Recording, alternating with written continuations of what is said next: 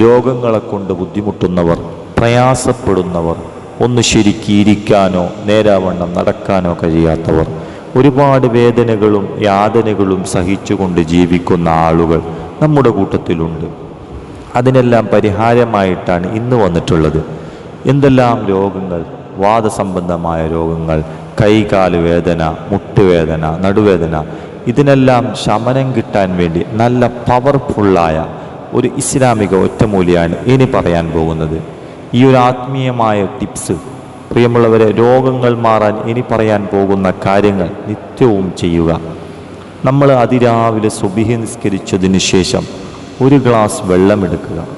ശേഷം വിശുദ്ധ ഖുർആനിലെ 98-ാം അധ്യായം, വെറും 8 ആയത്തുകൾ മാത്രമുള്ള സൂറത്തുൽ ബയ്യിന, ലം യകുനിൽ ലദീന കഫറു എന്ന് വരുന്ന ഇങ്ങനെ തുടങ്ങുന്ന സൂറത്ത് ഓതി മന്ത്രിച്ച് വെള്ളത്തിൽ ഊതി വെറും വയറ്റിൽ കുടിക്കുക. പ്രത്യേകം ശ്രദ്ധിക്കുക, രാത്രി ഉറങ്ങാൻ കിടക്കുന്ന സമയത്ത് ഇത് ചെയ്യാം.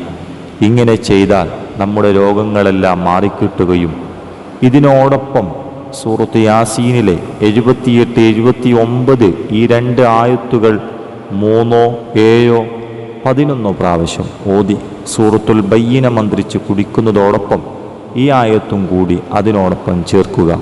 നമ്മുടെ രോഗങ്ങളൊക്കെ പെട്ടെന്ന് ശിഫ ആകുന്നത് നമുക്ക് കാണാം. അള്ളാഹു തൗഫീക്ക് നൽകുമാറാകട്ടെ. ഈ അറിവ് മറ്റുള്ളവർക്ക് പകർന്നു കൊടുക്കുക. അസ്സലാമു അലൈക്കും വറഹ്മത്തുള്ളാഹി വബറകാതുഹു.